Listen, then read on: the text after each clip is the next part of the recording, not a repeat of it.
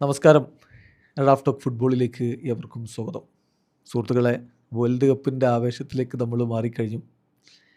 ഇല്ലെങ്കിൽ നമ്മൾ മാറ്റുന്നേ. നമ്മളെല്ലാവരും ഒരുമിച്ച് നിന്ന് വേൾഡ് കപ്പ് അങ്ങ് ആഘോഷമാക്കിയാൽ വരാത്ത ആവേശമൊന്നും എവിടെയില്ല.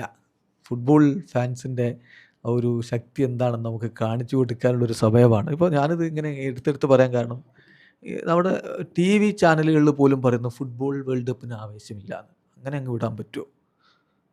ഇല്ലല്ലോ.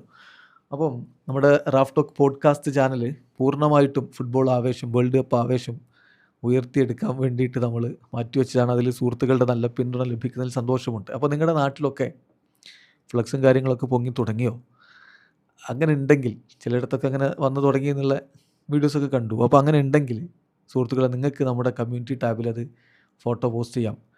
ഈ ചാനലിലല്ല, റാഫ് ടോക്ക് പോഡ്കാസ്റ്റ് ചാനലിൻ്റെ കമ്മ്യൂണിറ്റി ടാബ് നമ്മൾ ഓപ്പൺ ആക്കിയിരിക്കുകയാണ്.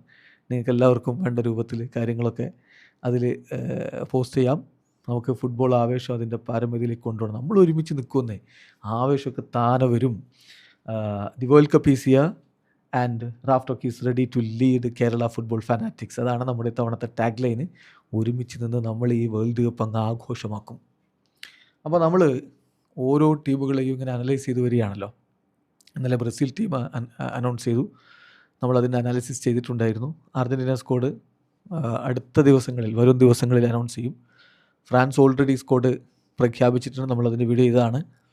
പിന്നെ ജർമ്മനിയുടെ ഇന്നോ നാളോ ഒക്കെ ആയിട്ട് സ്ക്വാഡ് പ്രഖ്യാപനം ഉണ്ടാവുമെന്നാണ് ലഭിക്കുന്ന വിവരങ്ങൾ. അതുപോലെ തന്നെ ബെൽജിയം സ്ക്വാഡ് അനൗൺസ് ചെയ്തിട്ടുണ്ട്. നമ്മളത് ചർച്ച ചെയ്തു. സ്പെയിന് അടുത്തായിട്ട് വരും.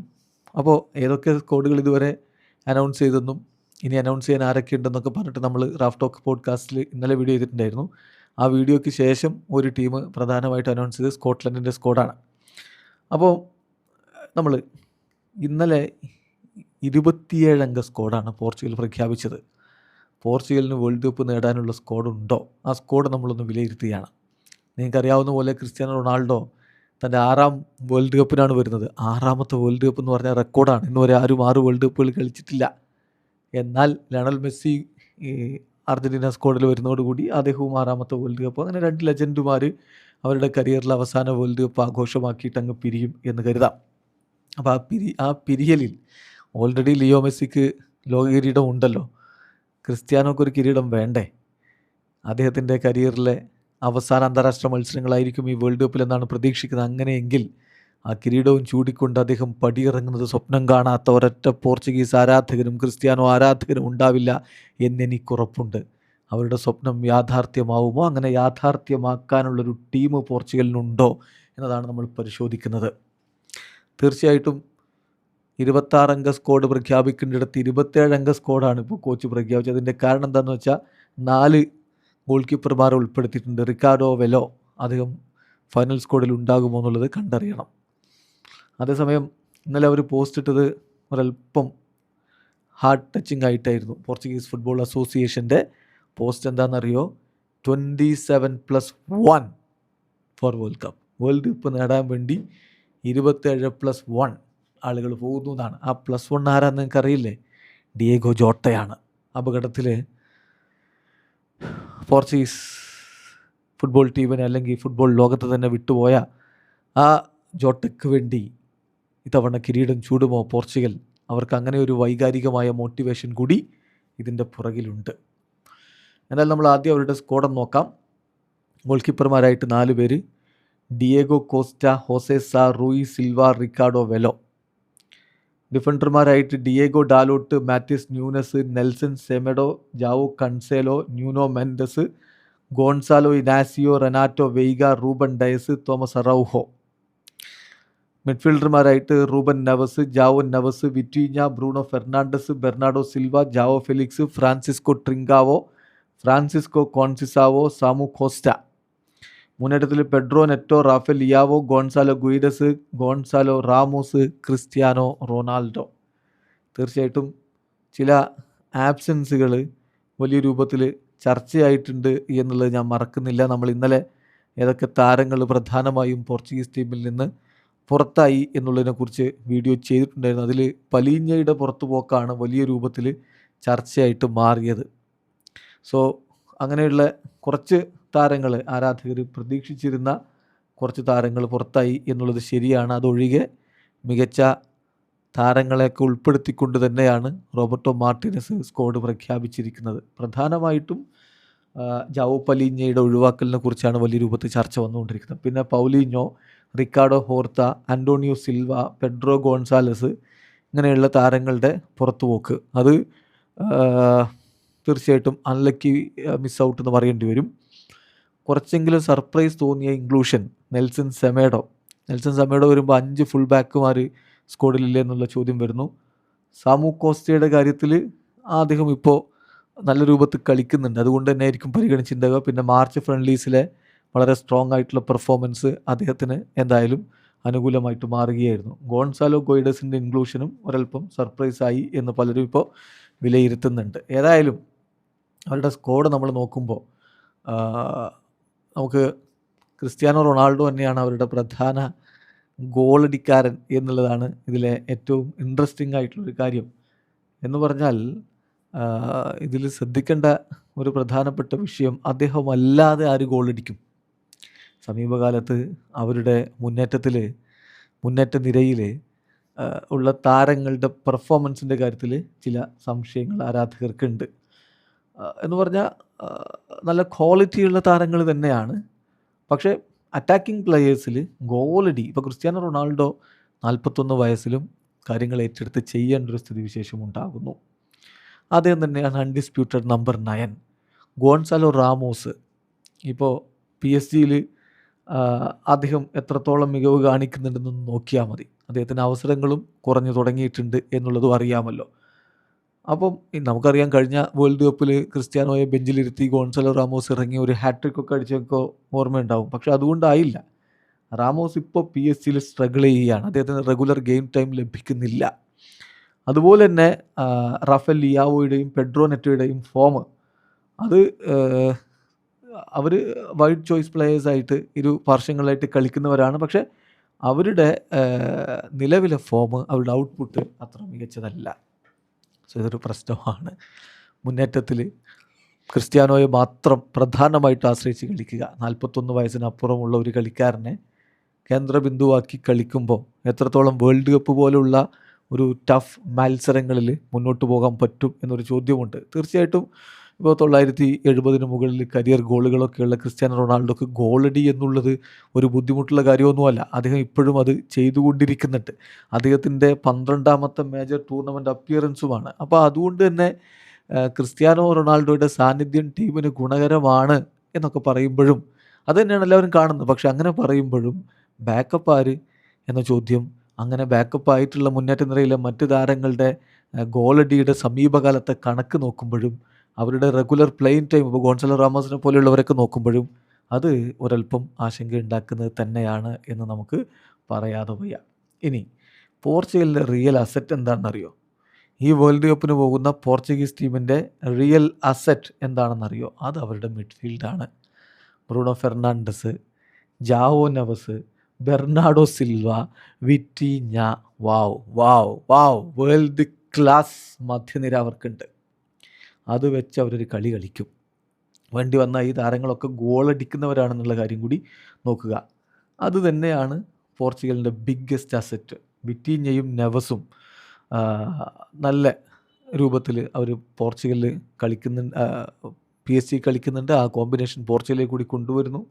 ബ്രൂണോ ഫെർണാണ്ടസ് എന്തൊരു ഫോമിലാണ് ഇപ്പോൾ അദ്ദേഹം ഈ സീസണിൽ മാഞ്ചസ്റ്റർ യുണൈറ്റഡിന് വേണ്ടി കളിച്ചത്. പ്രീമിയർ ലീഗിൽ റെക്കോർഡ് അസിസ്റ്റുകളാണ്, 20 അസിസ്റ്റുകൾ. പ്രീമിയർ ലീഗിൻ്റെ ചരിത്രത്തിൽ ഏറ്റവും അധികം അസിസ്റ്റുകൾ ഒരു സീസണിൽ കൊടുത്തതിൻ്റെ റെക്കോർഡിൽ അദ്ദേഹം KDBക്കും അതുപോലെ തിയറി ഹെൻറിക്കും മഹാരഥന്മാർക്കൊപ്പം നിൽക്കുകയാണ്. സോ അദ്ദേഹത്തിൻ്റെ ഫോം അവർക്ക് ഗുണമാണ്. അപ്പം ഒരു സംശയവും വേണ്ട, മധ്യനിരയാണ് പോർച്ചുഗലിൻ്റെ ഈ സ്ക്വാഡിലെ ഏറ്റവും വലിയ സ്ട്രെങ്ത്ത് എന്ന് പറയുന്നത്. പിന്നെ ബെർണാഡോ സിൽവയുടെ സാന്നിധ്യം, അദ്ദേഹത്തിൻ്റെ എക്സ്പീരിയൻസും കാര്യങ്ങളും ടീമിന് സ്വാഭാവികമായിട്ടും ഗുണം ചെയ്യും. മാഞ്ചസ്റ്റർ സിറ്റിക്ക് വേണ്ടി നിരവധിയായിട്ടുള്ള കാലം കളിച്ചിട്ടുള്ള കളിക്കാരൻ. പിന്നെ റൂബൻ നെവസ്, അതുപോലെ തന്നെ ഡിഫൻസീവ് മിഡ്ഫീൽഡർ സാമു കോസ്റ്റ, അവർ കൂടി ചേരുമ്പോൾ ആ സ്ക്വാഡിൻ്റെ ഡെപ്ത് അങ്ങ് വർദ്ധിക്കുകയാണ്. മധ്യനിരയുടെ ഡെപ്ത് അങ്ങ് വർദ്ധിക്കുകയാണ്. പിന്നെ ജാവോ ഫെലിക്സ് നമുക്കറിയാലോ, മധ്യനിരയിലും മുന്നേറ്റത്തിലും ഒക്കെ കളിക്കാൻ കെൽപ്പുള്ള താരം. ഇപ്പോൾ അധികം കഴിഞ്ഞ മത്സരങ്ങളിലൊക്കെ മികച്ച പെർഫോമൻസ് നടത്തുന്നു. ഒരു പക്ഷേ നമ്പർ 10 റോളിൽ ഒരു ബാക്കപ്പായിട്ടോ അല്ലെങ്കിൽ സ്ട്രൈക്കറായിട്ടോ ഒക്കെ ജാവോ ഫെലിക്സിനെ കോച്ചിന് ഉപയോഗപ്പെടുത്താവുന്നതാണ്. ഫസ്റ്റ് ലെവലിൽ ഉണ്ടാകുമോ എന്ന കാര്യത്തിൽ സംശയമുണ്ടെങ്കിൽ പോലും കോച്ചിന് ഉപയോഗപ്പെടുത്താവുന്ന ഒരു മികച്ച ഓപ്ഷനാണ് ജാവോ ഫെലിക്സ്. അപ്പോൾ മുന്നേറ്റ നിരയിൽ അങ്ങനെ ചെറിയ ഇഷ്യൂസ് നമ്മൾ കാണുമ്പോഴും മധ്യനിരയുടെ ശക്തി കൊണ്ട് അത് മറികടക്കാൻ കഴിയും എന്ന് വേണം കരുതാൻ. ഡിഫൻസിലേക്ക് വരുമ്പോൾ എക്സ്പീരിയൻസ്ഡ് റൂബൻ ഡയസാണ് അവരുടെ ഡിഫൻസ് നയിക്കാനുള്ളത്. അതുപോലെ തന്നെ സ്പോർട്ടിംഗ് ലിസ്ബണിൻ്റെ ഗോൺസാലോ ഇനാസിയോ, ഇവർ രണ്ടുപേരും ചേർന്നുകൊണ്ട് ഡിഫൻസ് ശക്തിപ്പെടുത്തുന്നു കരുതാം. റെനാറ്റോ വൈഗയും തോമസ് അറൗഹോയും അവർക്ക് കവറായിട്ട് സ്ക്വാഡിലുണ്ട് താനും. PSG മെൻഡസ് ഇപ്പോൾ ലോകത്തെ ഏറ്റവും മികച്ച ലെഫ്റ്റ് ബാക്കുമാരിൽ ഒരാളായിട്ട് പേരെടുത്ത് വളർന്നുകൊണ്ടിരിക്കുകയാണ് റീസെൻറ്റ് സീസണുകളിൽ. റൈറ്റ് ബാക്കിൽ ഡാലോട്ട് തീർച്ചയായിട്ടും സോളിഡാരിറ്റി അവർക്ക് ഒരു സോളിഡിറ്റി അവർക്ക് ഉറപ്പ് കൊടുക്കുന്നു. അതേസമയം ജാവോ കൺസേലയെ പോലുള്ളൊരു താരം അവർക്കവിടെ ഓപ്ഷനായിട്ടുണ്ട് എന്ന കാര്യം കൂടി ശ്രദ്ധിക്കുക. അപ്പോൾ എന്താ സംശയം, വളരെ വളരെ മികച്ച രൂപത്തിലുള്ള ഒരു ഡിഫൻസുമുണ്ട് എന്ന് പറയേണ്ടി വരും. സർപ്രൈസ് എന്താണെന്ന് വെച്ചാൽ ഡിഫൻസിൽ റിക്കാർഡോ വെല്ലോയുടെ ഗോൾ കീപ്പിങ്ങിൽ റിക്കാർഡോ വെല്ലോയുടെ ഉൾപ്പെടുത്തലാണ്. Diogo Costa, Jose Sa, Rui Silva അവർ 3 പേരുള്ളപ്പോൾ പിന്നെ എന്തിന് 4ാമത്തെ ഒരു ഗോൾ കീപ്പർ ഉൾപ്പെടുത്തി എന്നുള്ളതാണ് ചോദ്യം. ഒരു പക്ഷേ ഫൈനൽ റോസ്റ്ററിൽ അദ്ദേഹം ഒഴിവാകാനുള്ള സാധ്യതയുണ്ട്. ഏതായാലും വളരെ മികച്ച രൂപത്തിലുള്ള ഒരു സ്ക്വാഡുണ്ട് എന്ന് പറയുമ്പോൾ ഞാൻ ആദ്യം പറഞ്ഞ ആ പ്രോബ്ലംസൊക്കെ അവിടെ നിൽക്കുന്നുണ്ട്. ഇന്നലെ ആഞ്ചലോട്ടി ബ്രസീൽ ടീം പ്രഖ്യാപിച്ചപ്പോൾ പറഞ്ഞ പോലെ ഈ പെർഫെക്റ്റ് സ്ക്വാഡ് എന്നൊന്നുമില്ല, അത് ഒരു ടീമിനുമില്ല. അതങ്ങനെ പറഞ്ഞാൽ അർത്ഥമില്ല. അപ്പോൾ അതുകൊണ്ട് എല്ലാ ടീമുകൾക്കും അവരുടേതായിട്ടുള്ള പോസിറ്റീവും നെഗറ്റീവും ഒക്കെ ഉണ്ടാവും. പക്ഷേ ഒരു വേൾഡ് കപ്പ് പോലുള്ളൊരു ടൂർണമെൻറ്റിൽ ഏറ്റവും പ്രധാനപ്പെട്ട കാര്യം എങ്ങനെ മികച്ച പ്രകടനം ആ ഒരു മാസം 1.5 മാസം പുറത്തെടുക്കുന്നു എന്നുള്ളതാണ്. അപ്പോൾ അതിന് കെൽപ്പുള്ള തരത്തിലുള്ള സ്ക്വാഡ് ഉണ്ട്, അത് ഉപയോഗപ്പെടുത്തുകയാണ് ഇനി വേണ്ടത്. അപ്പോൾ അവരുടെ ഒരു പ്രോബബിൾ 11ലേക്ക് നമ്മൾ പോവുകയാണെങ്കിൽ ക്രിസ്ത്യാനോ റൊണാൾഡോയെ നമ്പർ 9 ആയിട്ട് ഉപയോഗപ്പെടുത്തിക്കൊണ്ടുള്ള ഒരു പ്രോബബിൾ 11 നമ്മൾ എന്തായാലും ഫസ്റ്റ് മത്സരം മുതൽ തന്നെ പ്രതീക്ഷിക്കുന്നത്. അപ്പോൾ ഇവിടെ ഒരു 11 നോക്കുകയാണെങ്കിൽ ഡിയേഗോ കോസ്റ്റ ഗോൾ കീപ്പറായിട്ട്, പിന്നെ Diogo Dalot, Ruben Dias, Goncalo Inacio, Nuno Mendes ഇവർ ഡിഫൻസിൽ. പിന്നെ Vitinha, Joao Neves, Bruno Fernandes ഇവർ അവരുടെ മധ്യനിരയിൽ. Pedro Neto, Rafael Leao, Cristiano Ronaldo മുന്നേറ്റത്തിൽ. ഒരു പക്ഷേ ഇനി അതിൽ ബെർണാഡോ സിൽവയെ ഉൾപ്പെടുത്തണമെങ്കിൽ അതിനനുസരിച്ചുള്ളൊരു മാറ്റം മുന്നേറ്റത്തിലോ മധ്യനിരയിലോ വരുത്തും. സബ്സ്റ്റിറ്റ്യൂട്ട് റോളിൽ ജാവോ ഫെലിക്സിനെ പോലെയുള്ളവർ ഇറങ്ങും എന്നും നമ്മൾ കരുതുന്നു. ചുരുക്കത്തിൽ വേൾഡ് ക്ലാസ് നിര തന്നെ ഈ പോർച്ചുഗീസ് ടീമിനുണ്ട്.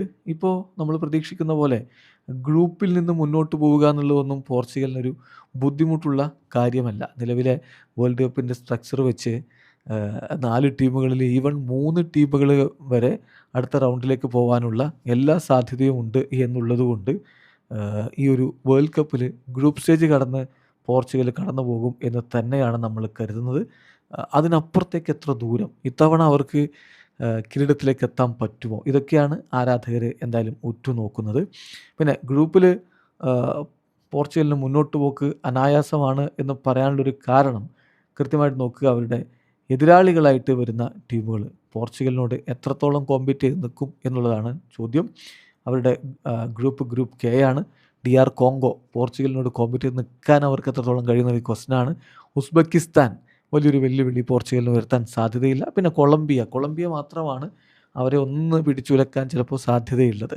അങ്ങനെ വന്നാൽ തന്നെ ഇപ്പോൾ ഗ്രൂപ്പിൽ 1-2 സ്ഥാനം കിട്ടിയാൽ തന്നെ വളരെ ഈസിലി മുന്നോട്ട് പോകാം. ഈവൻ 3ാം സ്ഥാനം കൊണ്ടും റൗണ്ട് ഓഫ് 32ലേക്ക് കടക്കാം. അപ്പോൾ അതിനുള്ള എല്ലാ കാര്യങ്ങളും സജ്ജമാണ്. ഇന്നലെ കോച്ച് റോബർട്ടോ മാർട്ടിനസ് പറഞ്ഞ പോലെ വേൾഡ് കപ്പ് എന്ന് പറയുമ്പോൾ നമുക്ക് പല കാര്യങ്ങളും മാനേജ് ചെയ്ത് പോവേണ്ടതുണ്ട്. ഒരു ക്ലബ്ബ് മത്സരമോ ലീഗ് മത്സരമോ കളിക്കുന്ന പോലെയല്ല. അപ്പോൾ അതുകൊണ്ട് ഡേ ടു ഡേ ബേസിസിൽ കാര്യങ്ങൾ മാനേജ് ചെയ്ത് പോവുകയാണ് അവിടെ മാർഗമുള്ളൂ. അതിന് നമുക്ക് 3 കളികൾ തുടക്കത്തിലുണ്ട്. അതാണ് നമുക്ക് ഉറപ്പുള്ള കളികൾ.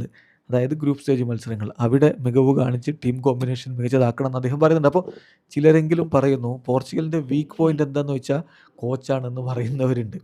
അതായത് കോച്ച് എങ്ങനെ ഈ വേൾഡ് ക്ലാസ് താരങ്ങളിൽ നിന്ന് ഒരു മികച്ച കോമ്പിനേഷൻ കണ്ടെത്തും, അതനുസരിച്ചിരിക്കും പോർച്ചുഗലിൻ്റെ ഇത്തവണത്തെ മുന്നോട്ട് പോക്ക്.